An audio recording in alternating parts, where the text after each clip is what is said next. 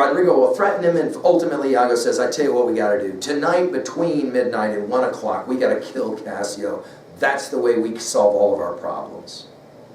In 4:3, we then will have the evening that will become the tragic evening. Emilia and Desdemona getting ready for bed, putting sheets on the bed. There's all kinds of language about the sheets that's ironic. Desdemona seems to know something is not right. She speaks about her mother. We then are immediately reminded in this scene that, oh yeah, Desdemona didn't have a mom, in the same way that Ophelia didn't have a mom. And all of a sudden we go, yeah, and she starts singing this Willow song, and the minute we hear Willow, because of our study of Hamlet, we will be reminded that it was Ophelia who fell, holding onto a willow branch to fall into the water, to let herself drown and commit suicide. So we got all this really tragic foreshadowing happening. And then they have an interesting conversation about cheating. And Desdemona says, do you think a woman would ever cheat? And Emilia says, yeah, I'd cheat on my husband for at least 2 reasons. One, I'd cheat on I'd sleep with somebody if I could get him advancement. That is to say, because I love him and I care for him and I want to help his position, I might cheat. And then secondly, she says, if I have to get revenge, I probably would cheat. So it tells us a lot about Emilia's character. Desdemona says, I do not understand that at all. And notice that I do not understand that at all is somehow representative of a certain kind of temperament, personality type. We're going to say this at the end of this lecture, that these characters represent types of persons that as an audience member, you can't help but begin to watch and go, I wonder who of all these that I most identify with. We'll get to it. The 5th act in 5:1 begins, of course, with Iago in a soliloquy in which he basically says, I got to have this world blown up. Cassio needs to be dead. Roderigo needs to be dead. In other words, I need to clean up all my loose ends. Roderigo will attack Cassio. Cassio will be able to get away from Roderigo, and he will wound Roderigo. Iago will sneak up behind Cassio, and he will wound Cassio, and then he will kill Roderigo. And in the end, Othello will assume, because he hears the screaming and everything, that Cassio is dead. Then we'll hear Othello for one of the last times speak alone with nobody else on stage, and now it's the time to kill Desdemona. We will think about that soliloquy of Macbeth right before, when he sees the 2 daggers, right before he goes to kill Duncan. Very similar mental state for Othello. Iago alone will say it, that tonight will either make me or break me, and in other words, let's get on to the final scene. And in fact, it will be this final disturbing scene of 5:2 that will end our play. Let's go through it quickly. When Othello comes on stage, Desdemona is sleeping, which is of course often equated with a picture of death. It will be significant that this play begins at night, in the nighttime, so that Iago can do all of his nasties on the streets of Venice with Brabantio. And the play will end at night with Desdemona asleep and Othello speaking of what he has to do. We've got candles. He will usually do something with taking out the light of the candle. Of course, everything is symbolic, significant in this scene. He sees her beauty and he fights with himself. He almost is convinced that he's not going to do this, and then Desdemona wakes up. Othello will ask her if she's prayed. She says that she has, of course. Othello will accuse her of sleeping with Cassio, and when she denies it, he says, you don't have to deny it anymore. Cassio is dead. And she says it, oh, he's been undone, that is to say betrayed. But of course Othello reads this as, uh-oh, our love liaison between me and Cassio has been discovered. And when it's clear to Desdemona, and how could she not have seen this coming? But when it's clear to Desdemona that she is in fact about to be killed, she begs Othello, please don't kill me, just banish me. And when she uses the word banish, we realize, it comes to mind, that Desdemona is completely alone and abandoned by anyone and anything. We think immediately of Ophelia, no doubt. Othello will then smother her with a pillow, in the same way that, of course, Ophelia is drowned in water. And then all of a sudden, there's Emilia. And the timing is just brutal in this play. It's like, it's like Juliet waking up a split second before Romeo will drink that poison, and you're just like, oh, the timing. Emilia will knock on the door. to report that Cassio is wounded but not dead. This obviously upsetting Othello. And then she sees Desdemona, who is not quite dead, with her final words. Ironically, with her final words, she will, one more time, Desdemona, say how much she loved Othello. Othello will then go through a confession process, which is a fascinating bit of study in its own right. First, he will admit that he killed Desdemona because she was false. Emilia will say, false? No way. The epiphany that then Emilia goes through is to realize it, because Othello keeps talking about Iago. Ask Iago, ask Iago. And of course, the handkerchief, and the moment the handkerchief is mentioned as being the key reason why Othello knows that Desdemona and Cassio messed around, then Emilia understands. Emilia then will make her confession. It's at that moment that all kind of chaos breaks loose. And many have said that Shakespeare almost at no other place in all of his plays can create the level of just painful chaos, psychic, spiritual, even physical chaos that's about to happen. Othello will lunge at Iago, stab him, wound him. At this point he misses. Iago will then step past and will stab and kill Emilia, and she will lay on the bed next to Desdemona, and then Iago will run away. Emilia will die telling Othello he is damned, and that that Desdemona loved him. And then she dies. Finally, we have everybody on stage.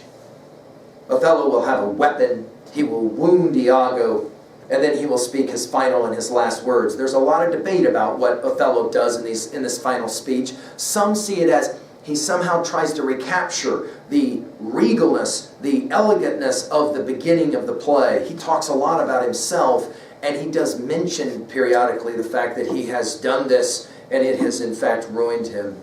He says, I was the one that loved not wisely, but too well. And in that moment, he will stab himself. Interestingly, when asked about why he did what he did, Iago remains silent. This is the one villain that Shakespeare creates that shows no remorse, no repentance at the end of the play. I did what I did, and I'm not talking about what I did. Well, of course, this is a truly tragic end.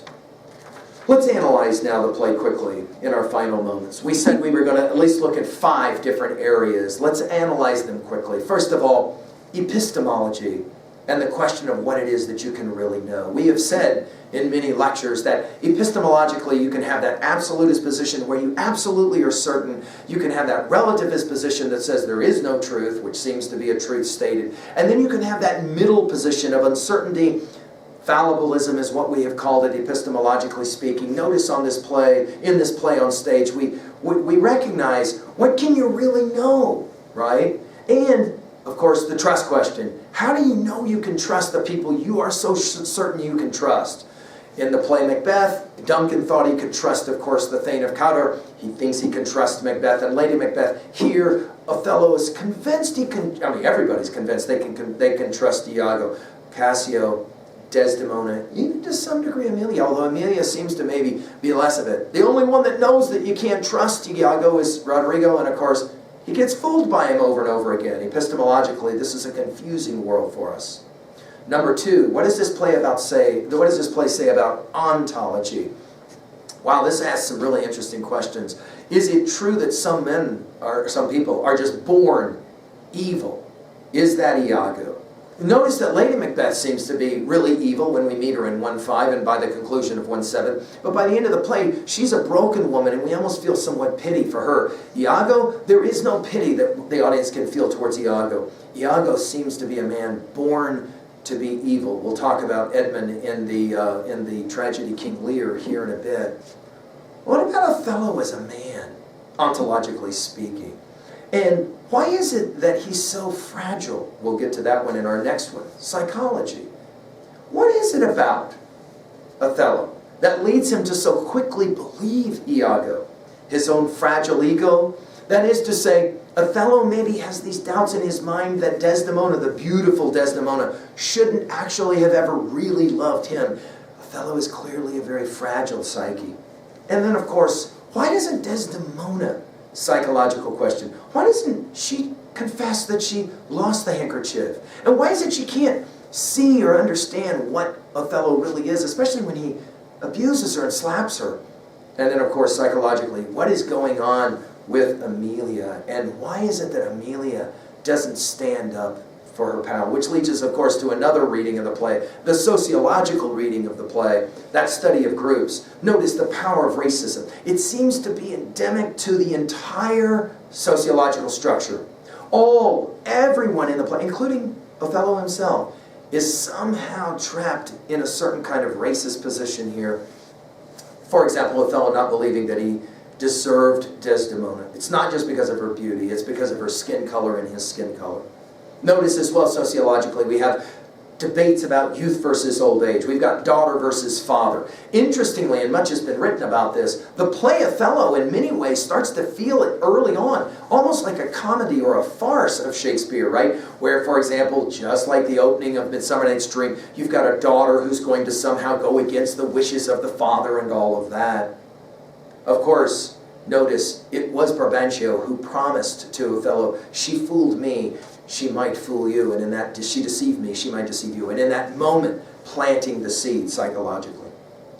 Finally, we said we were going to look at this play from its Theodicy perspective. That question about why it is that there's evil in the universe, bad things, suffering. And of course, when we study our Milton in Paradise Lost, we will come to that great attempt to justify the ways of God to men. But here, notice, here is the hard question. Why is there in this world such people as Iago?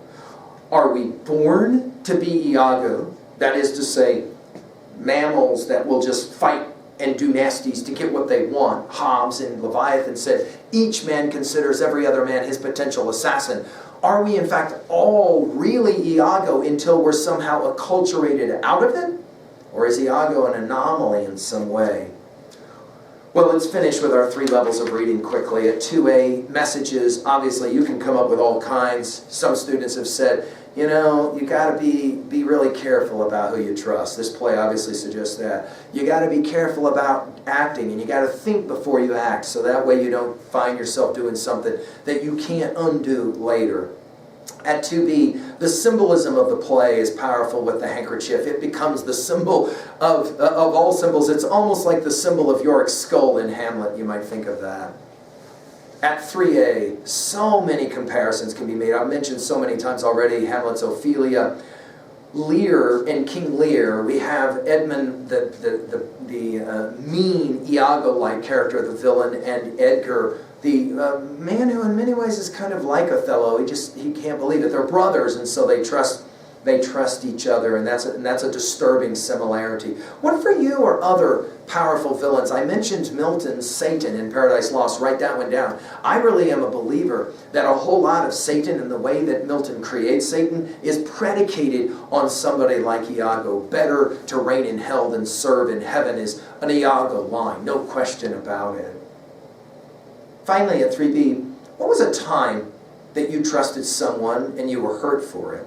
Right? That is to say, a time that you were like the Othello figure. It's a disturbing question to ask, but have you ever found yourself tempted to play the Iago? A student once confiding that he was so mad at his friend for being in love with another girl, and he had to find a way to ruin the relationship, and he can do it by making sure that the wrong text got sent off of somebody's phone, and it transpired into something really nasty and horrific. And he admitted that he had not seen the play, but once he studied Iago, he recognized that's a really disturbing way to behave. What was a time in your life when you were sure, absolutely sure, epistemologically absolutely certain of something, and then you were totally 100% wrong, and the ways in which that led to a certain kind of humility? Remember, T.S. Eliot says in in East Coker, the only wisdom we can hope to acquire is the wisdom of humility. Humility is endless. Finally, the question is, do you think Iago is natural? I mean, is that the savage, the natural human, or are you inclined to say no? Think about the characters of Iago, Othello, obviously Emilia and Desdemona. Do they all kind of represent 4 types of personality types. We'll ask a similar question when we study, for example, Jack and Ralph and Piggy, when we do Golding's Lord of Flies, these kind of stereotypes of characters. And if so, who of the four do you maybe kind of feel best represents your own state of mind at certain moments in your life? Maybe a little of each one of those, to be honest, in the human condition. And that's what makes Shakespeare so remarkable, is he does display the human condition so well. Well, I hope that you've been moved by our study of the play Othello. Thank you.